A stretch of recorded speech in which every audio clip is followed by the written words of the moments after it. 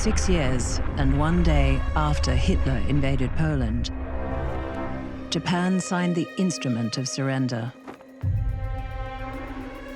September 2nd, 1945.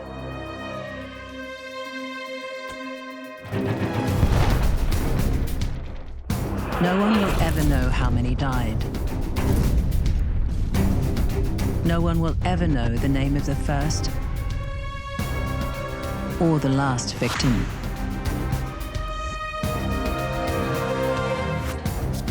But they are the story of the Second World War. Not the tanks that could not move, or the planes that could not fly, or the ships that could not sail without them. War is about people, in uniform or not. People in cities,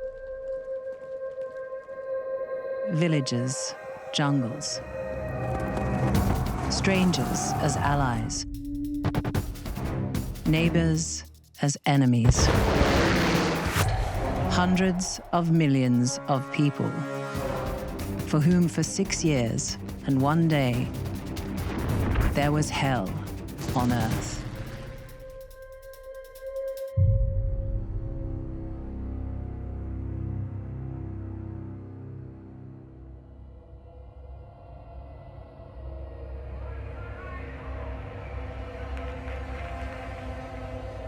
The war entered its 5th year. Millions were under arms. Millions were working in factories. The strength, the resources, the reserves of one side of the conflict were so clearly greater than those of the other, and yet there would be no surrender before defeat. The bloodiest months of the war were still ahead.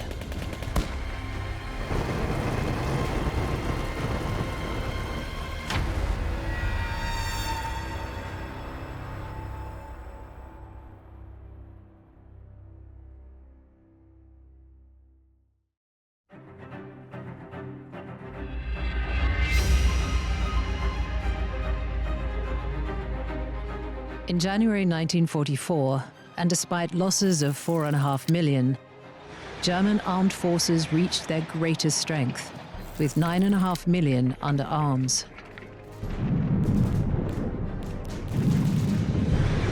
The year opened with a Soviet surge, pushing German forces back to within 30 kilometers of the Polish border and liberating 300 towns and villages. Georgy Vinogradov was with the Soviet army. Germans started to retreat. They left their motorcycle and sidecar. One soldier came to me and said that he would sit in the sidecar and shoot. We shot many Germans.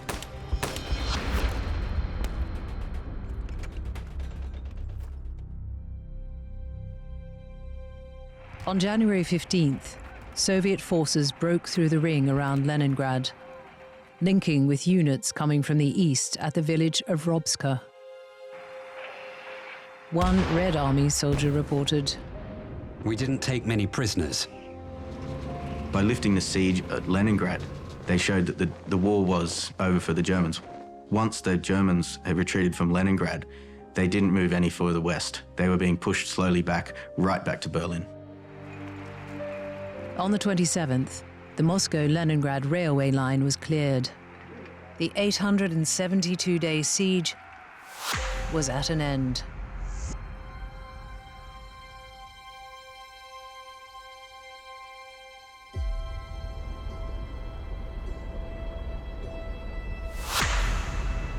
The spring offensive, to open at the beginning of March, saw the Soviets outnumber the Germans by 2-1 in infantry and by a slightly greater number in armor. By April 15th, crashed over all 3 of the river lines, the Bug, the Dniester, and the Prut, on which the Germans might have hoped to make a stand. The most productive land in the USSR was back in Soviet hands, and Stalin was planning the campaign to finally eject the invader from Russian soil. Boris Feofanov was in the front line.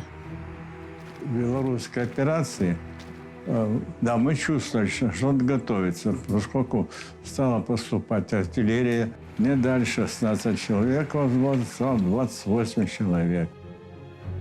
Причем пополнение это было из Средней Азии. Between July 1943 and May 1944, Germany lost 41 divisions in the Soviet Union. 342,000 men between March and May 1944 alone. On May 12th, Marshal Zhukov said, It is necessary to prepare an operation that will be like an earthquake. The Germans have no idea that this avalanche of resources is going to hit them. Two senior staff officers, Sergei Shtimenko and Semyon Timoshenko, considered the pros and cons of offensive action in the northern, central, or southern parts of the line. Their conclusion persuasively argued for concentration of forces in the center.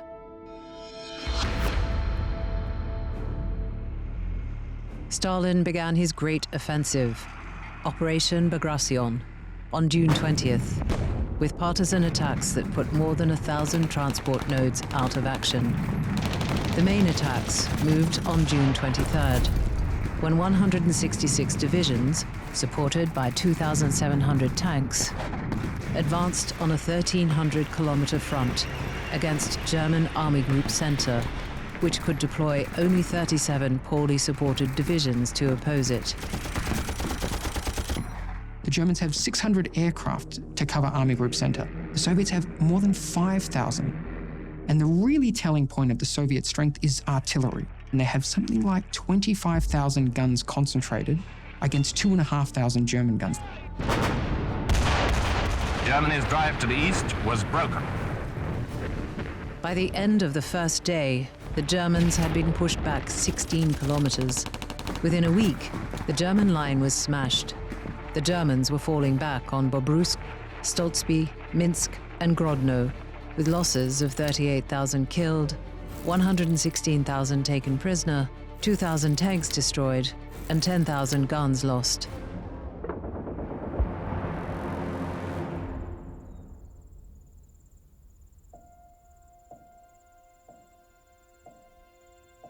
Мы приходили в села, где ни одного человека не было. Немцы убегали, боясь, а их пугала пропаганда немецкая, что Красная Армия придет и будет мстить за те злодеяния, которые они совершали на территории Советского Союза. Вот в этом городе мы остановились со штабом вместе с 4-м корпусом.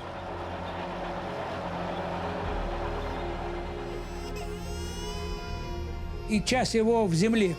И вдруг мы слышим детский плач.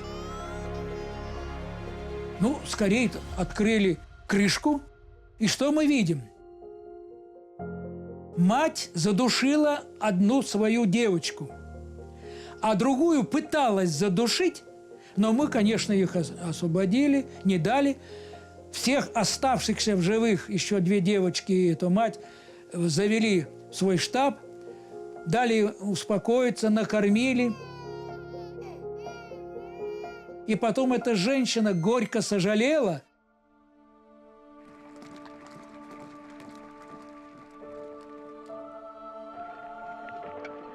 The first great city to fall in 1941, Minsk, was back in Soviet hands on July 3rd, trapping the German Fourth Army between the city and the river. By the end of July, Bagration was less than 100 kilometers from Hitler's headquarters, the Wolfschanze at Ratzenberg.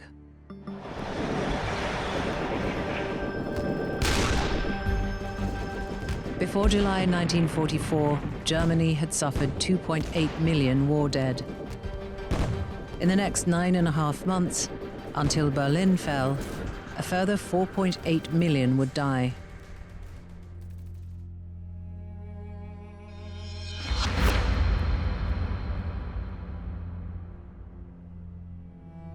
In the operations in the Ukraine, fought concurrently with Bagration, Kelm and Lublin fell. West of Lublin, the Red Army came upon the first of the death camps, Majdanek. Azoris Artemov. When we were moving from Vistula, we saw those who were released. Those people who were walking toward us. They used to be kept in concentration camp. It was in Majdanek. We saw rooms of cloth, glasses, samples of human skin. Gas stoves where bodies were burnt.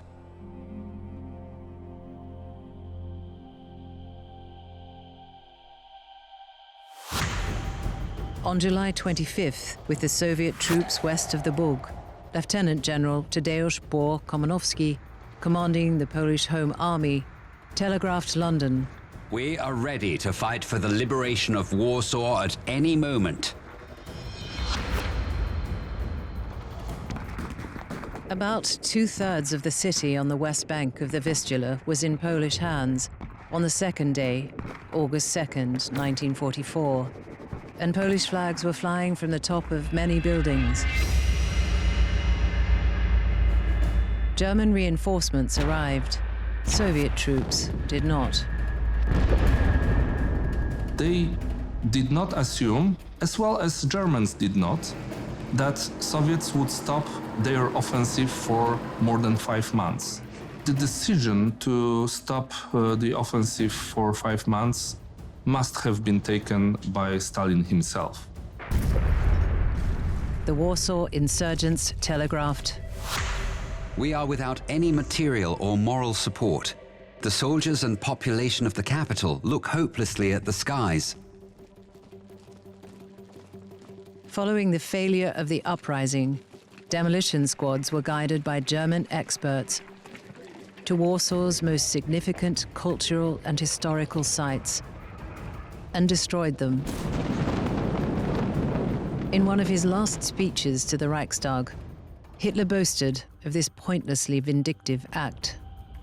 Warsaw is now no more than a geographical term on the map of Europe.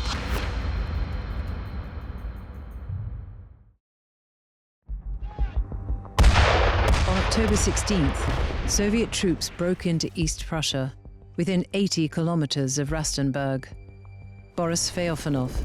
Year of 1944 was distinctive in defeating the Germans. Little by little, it started to become obvious that they were no longer interested in war. They started to retreat.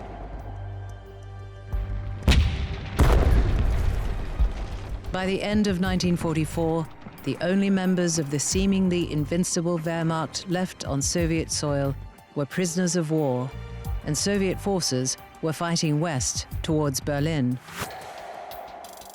Beaten Nazis, and Moscow likes the demonstration. Anglo-American forces were moving towards them, having landed 17 days before Bagration on the beaches of Normandy. Although all logic said that the Allies, with an overwhelming superiority of armor, ships, aircraft, were overwhelmingly likely to get ashore and be able to stay there. If they failed, the consequences would be disastrous, and every man involved with planning and preparing that invasion knew just how high the stakes were. General Alan Brooke wrote on June 5th that Overlord may well be the most ghastly disaster of the whole war.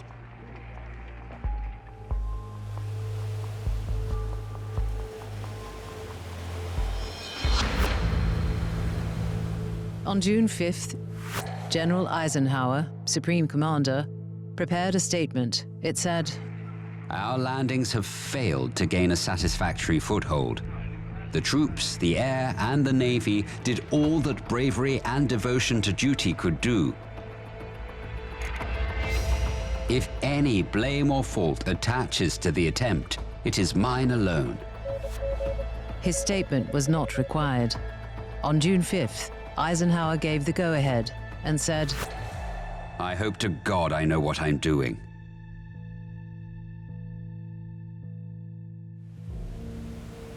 Operation Overlord planned to combine the efforts of thousands of aircraft and ships and nearly 3 million men in landing 133,000 soldiers, their tanks and vehicles on an 80-kilometer stretch of beach in a single day, D-Day. 12,000 British and American aircraft were to support the landing. Opposing them, the Luftwaffe's 3rd Air Fleet boasted 169 serviceable aircraft. Operation Neptune, the naval part of Overlord, provided for the disposition of 6,843 vessels. Admiral Sir Bertram Ramsay's task was to gather them at assembly points from around the British coastline, shepherd them through narrow lanes cleared of mines, and bring them through unpredictable seas to a fortified enemy coastline.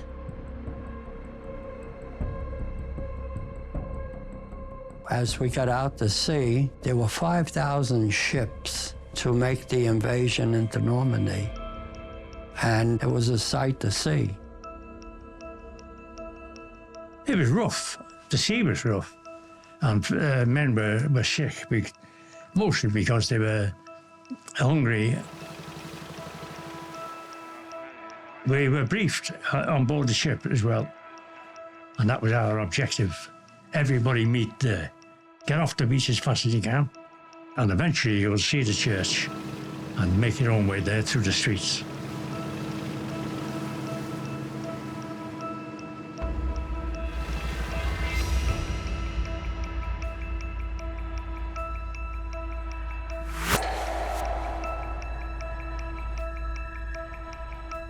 Troops came ashore between 6 and 7:30 a.m. on a 96-kilometer front.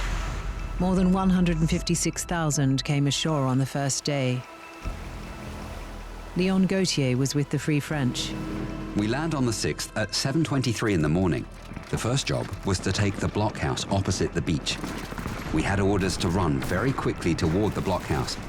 There was no stopping on the way because in a battle, you must be a moving target all the time. So run to the blockhouse, take the blockhouse. Rommel had 34 divisions facing the invasion, but many were facing the wrong way. Most were under strength, and some were feeble units comprised exclusively of men with stomach complaints. And by D-Day, 1/6 of the German 7th Army used troops recruited during the invasion of the Soviet Union.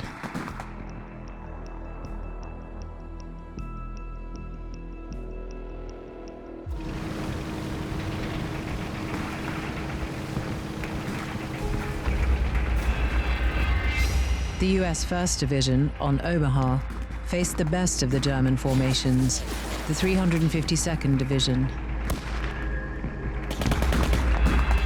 All the troops were disembarked and went ashore, and we just stood by to handle casualties. Allied casualties on Utah Beach were the lowest of the day. 197 out of 23,000 men landed. And there was flashes and that all over the place. And I saw somebody shout from the landing craft, "Get off the beach, get off the beach." She didn't have to tell me to do that. I was on my way anyway.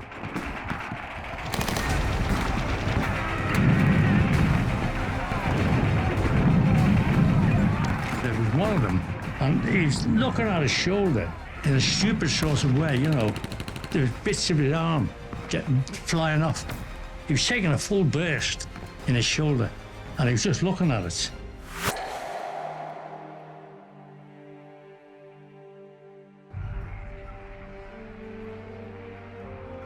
As night fell on June 6th, 83,115 British and 73,000 American troops were ashore.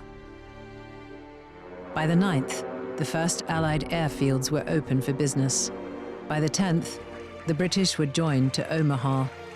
Omaha Beach was joined to Utah by the 13th. Within 4 weeks, the initial 133,000 had swollen to a force of 850,000 men, 150,000 vehicles, and 500,000 tons of supplies. Stalin telegraphed Churchill, "Overlord is a source of joy to us all." By July 25th, the Allies had landed 1,450,000 men and more than 4,000 tanks. D-Day meant that the Allies in the West were now on the mainland of Europe in sufficient numbers that the German war machine could not possibly cope with what was happening. At the end of July, von Kluge, commanding the German army in the West, told Hitler, "The moment has drawn near when this front will break."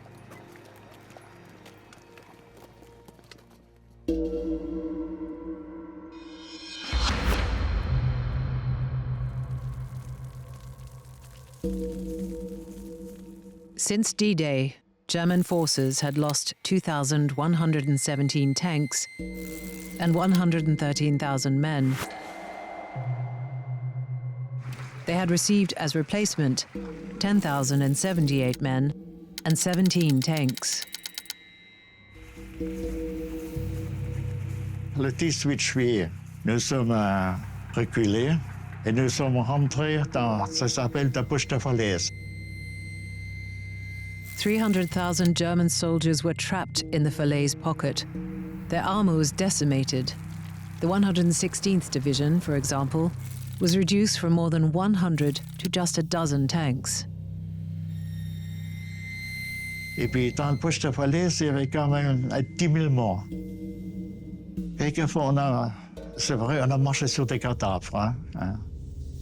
Et puis on essayait aussi, dans des cadavres, de trouver soit des cigarettes ou quelque chose pour en manger. Hein.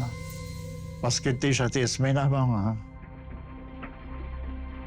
The resolute defense of the 12th SS Panzer Hitler Youth Division in holding open the neck of the pocket until August 21st permitted the escape of substantial forces, but left behind 50,000 dead.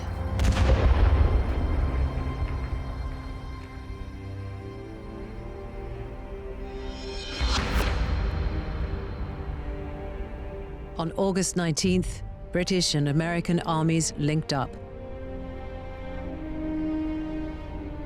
And on August 25th, Group Charles de Gaulle walked triumphantly down the Champs-Élysées.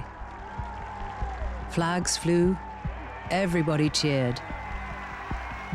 Paris hails the liberating Allies, stars and stripes, and the flag of Canada. And everywhere is seen Mademoiselle of Gay Paris.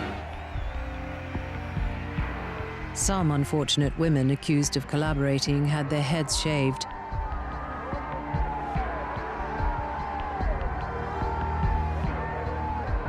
But everyone else felt liberated.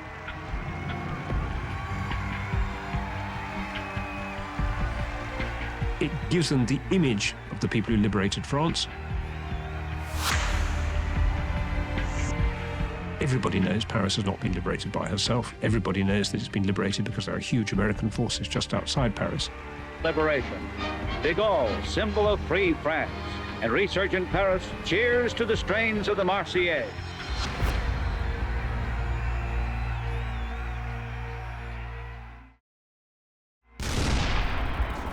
On September 11th, US patrols crossed the German border near Aachen.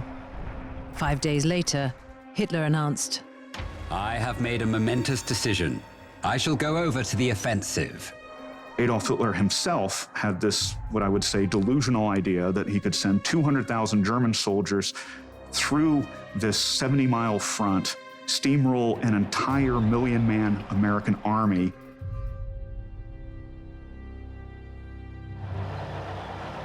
The ill-fated Operation Market Garden commenced the day after Hitler's pronouncement. Market Garden's basically two operations. Market is the airborne operation where they drop airborne troops beyond the bridges. Garden is the land advance to join up with those airborne forces. And it sounds like a sensible idea. The seizure by American airborne divisions of bridges at Eindhoven and Nijmegen was a great success. Except they literally dropped the 1st Allied Airborne Army onto the top of a German SS Panzer Division. John Humphreys was part of the attack on Arnhem. 20 parachutists, 10 each side. And I'm reading Reader's Digest, wondering what's going to happen when we get to the other end. Red on, stand up, hook up, green on, go, and out we went. The two SS Panzer divisions were laid up some miles outside of Arnhem, and of course, really, we'd taken them by surprise, but they were quick to react. The assault on the bridge at Arnhem by the British 1st Airborne Division was the bridge too far. It was attack after attack after attack.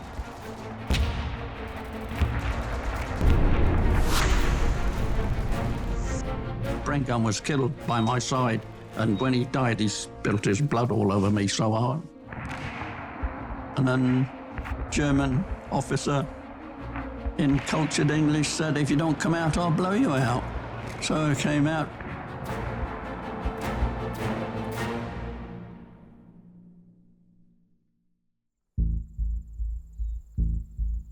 The Normandy beaches finally closed down on November 16th.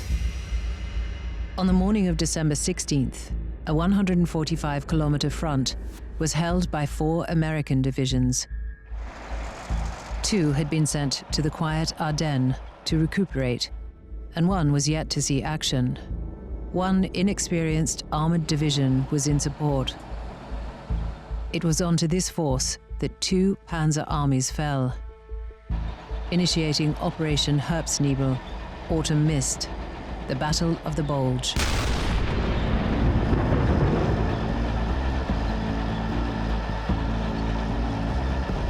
We're around Bastogne.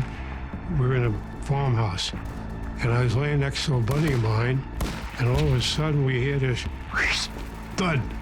And it went right between us. We both went like that. It was an 88, but it didn't go off. So I looked over at him and I said, "Holy snow." He said, "I just did."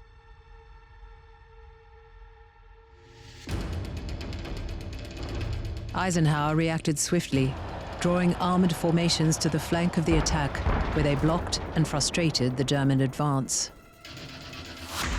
Patton, of course, famously pivots Third Army. While there's a lot of legend around that, the broad proposition was that all around the Bulge, the Germans were under significant pressure. We were one of the divisions Patton promised to send up. Here we're thinking when they drop us off, we're going to get dropped off at a house, get warmed up and everything. They took us into the middle of the woods and built and dumped us on the ground. And it was cold. I never saw grown men cry from the cold. Perhaps no general other than Patton, in the western side anyway, could have been quite as successful at turning his army 90 degrees to come to the rescue of those at Bastogne. He drove his forces hard, they got there quickly, and it was a very impressive example of the skill of generalship. And then around Christmas Eve, the weather clears. And once, of course, that happens, you've got a vast asset in the Allied air forces. The attack was blunted, the spearhead stopped. The Nazi columns contained and thrown back by men who had flung themselves into the breach. On January 13th, the American 82nd and British 1st Airborne Divisions made contact in the center of what had been the salient, the Bulge. By the 16th, the front had been fully restored. It was the Battle of the Ardennes which actually finally broke the back of the panzer arm of the Wehrmacht and allowed the Soviet Union their incredible advance just short of Berlin in 2 weeks.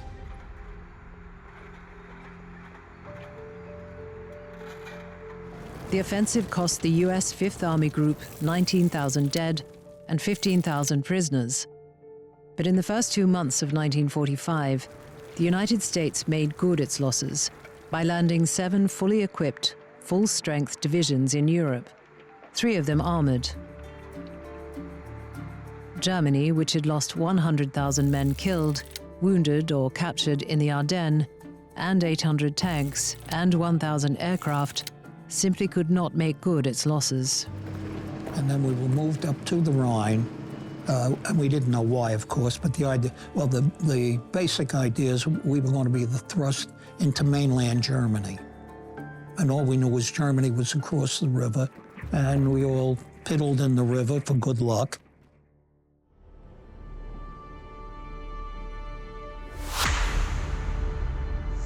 In the month of January, Wehrmacht's losses totaled 451,742 killed, roughly the equivalent of American losses for the entire war. On January 31st, the first Belarusian front crossed the Oder. Soviet troops opened the year with an attack across the Vistula. Warsaw fell on January 17th, Krakow on the 18th, the same day as Budapest. After 2 weeks, the Soviet army advanced 400 kilometers and stood 80 kilometers from Berlin. There, it paused. Stalin diverted troops, adding Latvia, Estonia, Lithuania, Poland, Hungary, Czechoslovakia, Bulgaria, Romania, and East Germany, with Yugoslavia and Finland as client states, to the USSR's pre-war territory before naming April 16th as the day for the assault on Berlin. On April 1st, Hitler moved to the bunker system behind and below the Chancellery.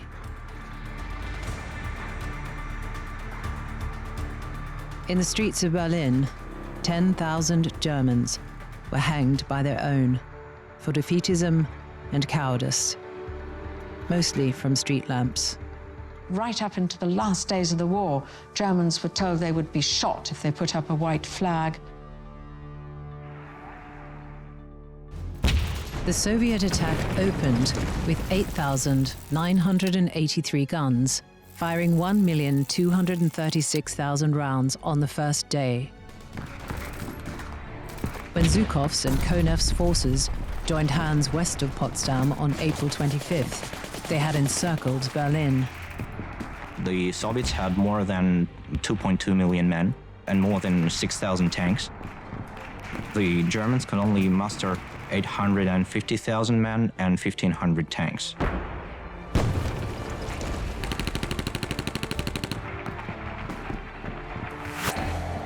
By April 27th, the area of Berlin, still in German hands, was 16 kilometers long and less than 5 kilometers wide.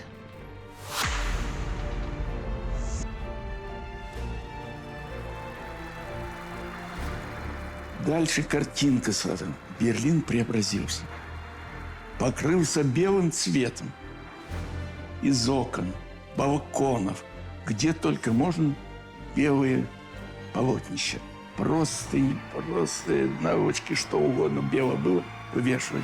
Берлинское население, но не подтверждало, а само капитулировало, сообщало о своей безоговорочной капитуляции.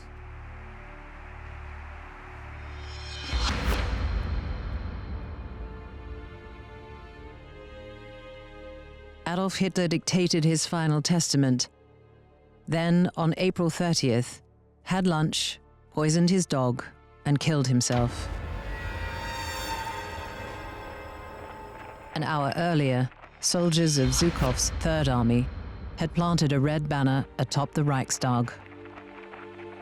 Там Берлина, нас повернули строго на юг, на Рейхстаг, поэтому волей-неволей я принял участие. The point was to get to the roof and put the red banner of victory on the roof. Berlin was the great prize. There's something deeply psychological in the idea of occupying the enemy's capital. Царица полей. И вот однажды выходи строиться. Все ясно. А тут подъем, никакой тревоги, никакого в ружье, ничего нет. Все, что ж делать? Зачем подняли-то? Неясно. Потом посмотрели на улицу, в городке в таком жили, а там уже солдат до полна.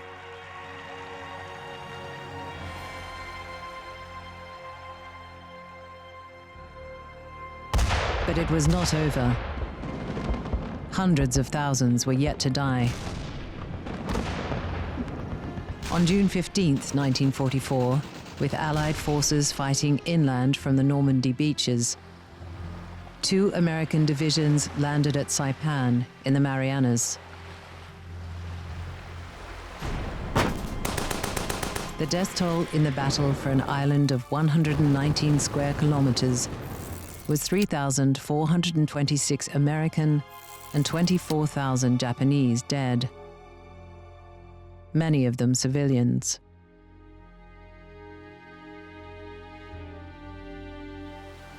We were off Saipan. We saw civilians diving off the cliffs, committing suicide with their children.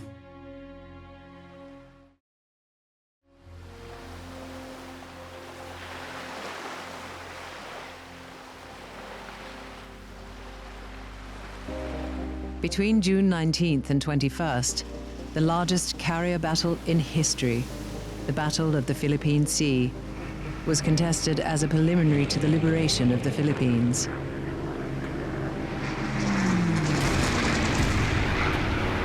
Japan lost 3 carriers. The United States lost no ships and landed 100,000 tons of supplies. MacArthur had returned. Admiral King, Chief of Naval Operations, met with Admirals Nimitz and Spruance in San Francisco. They agreed to make Okinawa the principal target, but in order to establish air superiority, agreed that a nearby island should also be taken. This was Iwo Jima.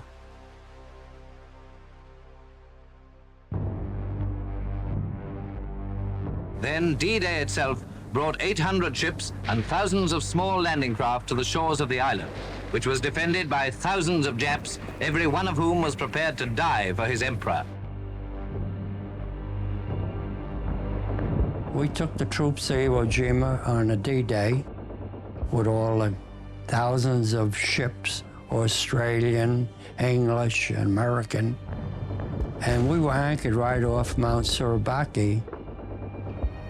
In early 1944, Major General Tadamichi Kurabayashi and the 21,000 men of the 109th Division had been sent to turn Iwo Jima into an impregnable fortress. They were dug into more than 20 miles of interconnecting tunnels and gun emplacements. Iwo Jima was the first island, the first battle in which the Japanese inflicted more casualties on the Americans than they suffered themselves.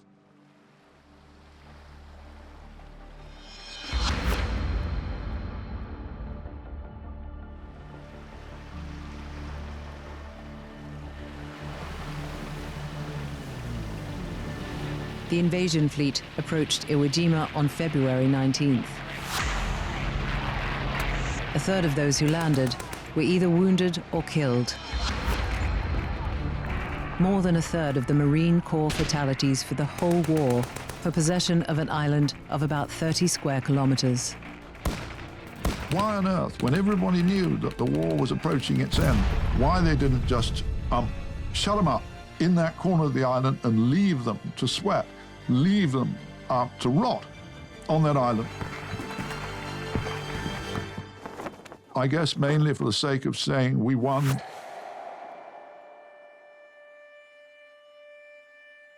At the end of the battle, all that remained of the Japanese garrison of 21,000 was 54 prisoners, 2 of whom committed suicide.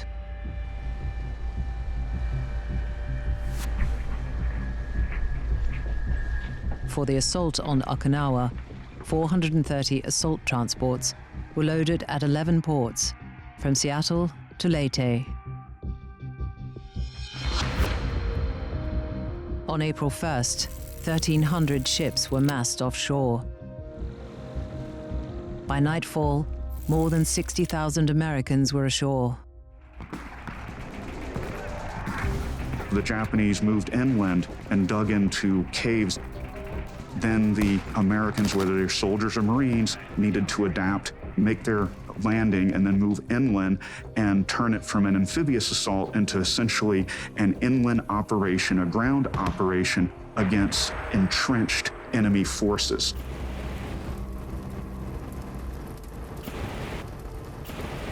Okinawa was defended by the 100,000-strong 32nd Army of General Ushijima Mitsuru, who committed suicide at the conclusion of the battle. Virtually his entire command and tens of thousands of Okinawan civilians, many by suicide, died.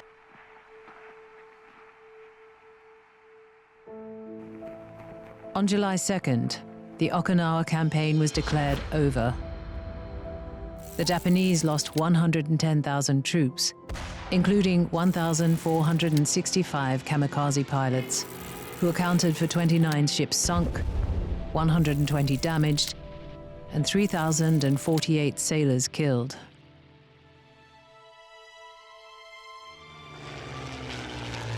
We got it just minutes after 4 o'clock, and it's all hell to pay. It hit the superstructure. You call it chimney, the stack where we were, and everything went blank. It wasn't a pretty scenery, you know.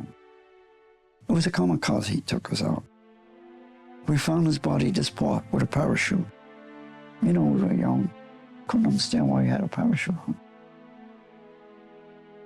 I would tell you this, and this is hard for me to tell you. He did his job and he did it well.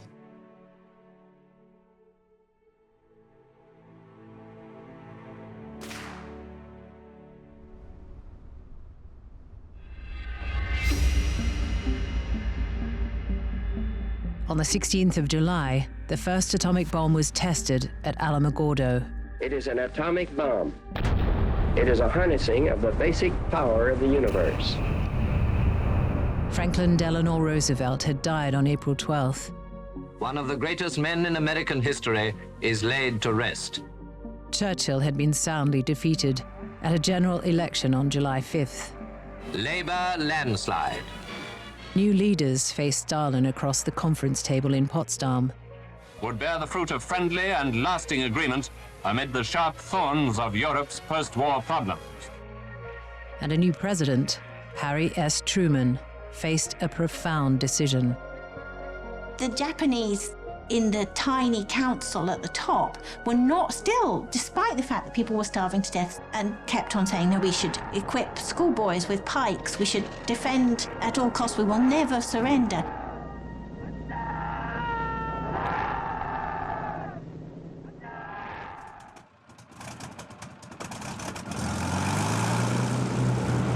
A B-29 bomber took off at 2:45 a.m. on August 6, 1945. Little Boy was dropped at 31,600 feet and detonated at 1,885 feet, generating a blast of 300,000 degrees Celsius for 1/10,000th of a second.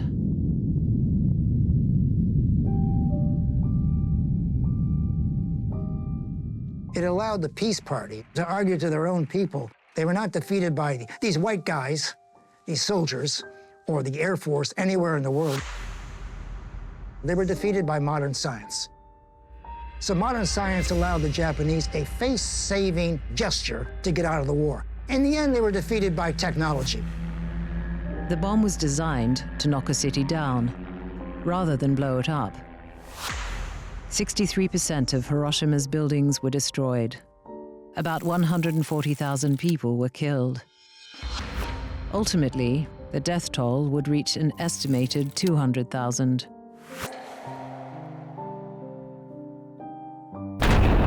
Kenji Kitagawa was in school, 11 years old. ここはね、パーッと青白くね、真っ白に光ったんですよ。ピカーッとね。からね、ドーンという大音響がして爆風が来てガラガラガラガラガラと校舎がめちゃめちゃに壊れたの。それでその下敷きになったんですよ、だから。そしたらまだね生き残った友達がいたと見えてね、瓦礫の中でね、お父さんお母さん痛いよ助けてって叫び声や泣き声が聞こえてくるわね。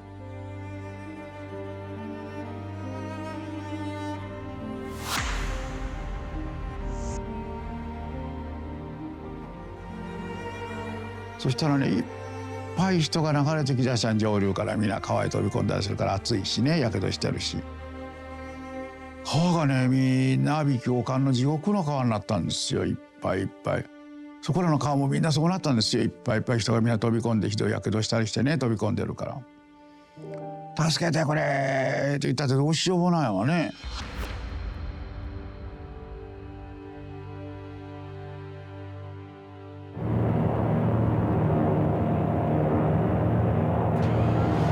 3 days after Hiroshima, a second bomb fell on Nagasaki. On the same day, the Soviet Union invaded Manchuria. When the Red Army attacked Manchuria, that was the end of that. Now, in 1 week, and that's the week that the Red Army moved against the Japanese, they killed 82,000 Japanese soldiers, probably wounded 200,000. Hideki Kuribayashi was with the Japanese army in Manchuria. 8月9日の朝ですよ。地平線のこの果てからね、むぐむぐとしたのが上がってきてさ、ぐーっと。そしてパッパッと火を吹くとね、こっちのうちは吹っ飛んじゃうんだ。砲撃されるの、戦車に。戦車がぎゅーっと上がって大砲がパッとこのぐらい上がるとね、パッと火を吹くんですよ。だからその日の朝は8月9日の朝は190人でうちはいたんですよ、仲間が。それがお昼には50名近くなっちゃったの、みんな戦死しちゃって。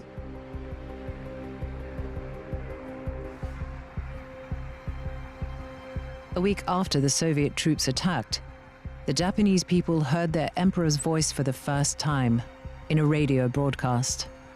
We have ordered our government to communicate to the governments of the United States, Great Britain, China, and the Soviet Union that our empire accepts the provisions of their joint declaration. It is my earnest hope, and indeed the hope of all mankind, that from this solemn occasion a better world shall emerge out of the blood and carnage of the past.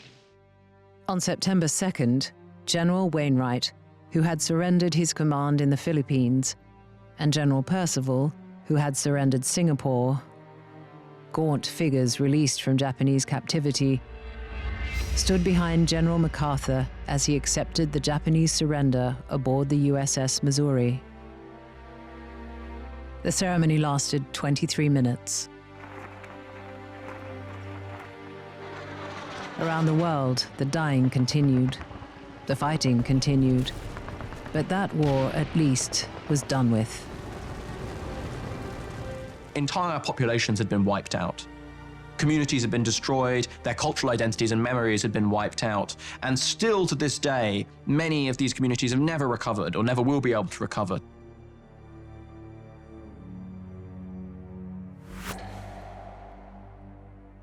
Millions died. Many more millions survived, fought or suffered, or just got by, and then stepped away from history and got on with living ordinary lives. They never forgot the war, but they had families and friends and better things to think about. By our own agency, we made hell on earth. But earth is not hell.